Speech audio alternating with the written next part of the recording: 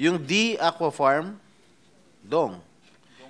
Lixel, Alice, LIC, and Liceldo. Dongo, Dong, and Go. Tinalo nyo pa si Dong yan, ha? Kabilang ang mga negosyong ito sa inusisa kay Sual Pangasinan Mayor Liceldo Calugay na ang tawag tila hango sa pangalan nila ni Alice Go. Bago nito ay itinanggi ng alkalde na may relasyon sila ni Go. May mga larawan silang magkasama na ipinakita sa Senado kanina. Kabilang ang sa Victory Caravan at kung saan suot ni Calugay ang campaign shirt ni Go at may couple shirts pa.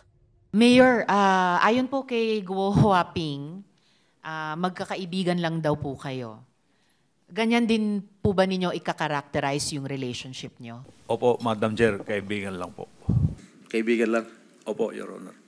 Hindi ka ibigan. Kaibigan lang po, Your Honor. Sa kabila ng pagtanggi, inamin ni Calugay na minsan siyang nagbigay ng bulaklak kay Go. February 14 mo pa binigay, ha?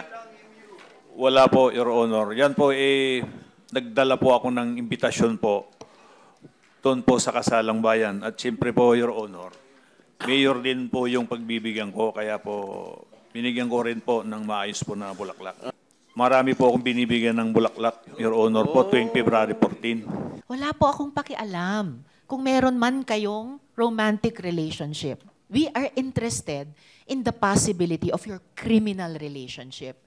Kwento ni Calugay, nagkakilala sila ni Go noong 2016 nung naghahanap siya ng supplier ng baboy pero wala raw silang negosyo o bank account na magkasama. Kaya inungkat ng Senado ang mga resibo umano ng construction materials para sa pig farm ng pamilya Go na nakapangalan kay Calugay.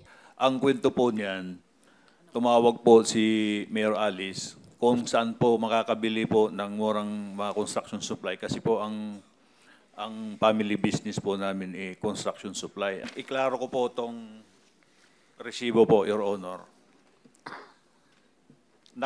Nilagay po, kinero po sa akin ito dahil hindi naman po nila kilala po si Mayor Alice Go.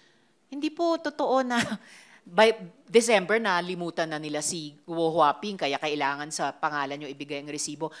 Madam Chair, wala po kaming kahit na isa po na business partner po. You are under oath.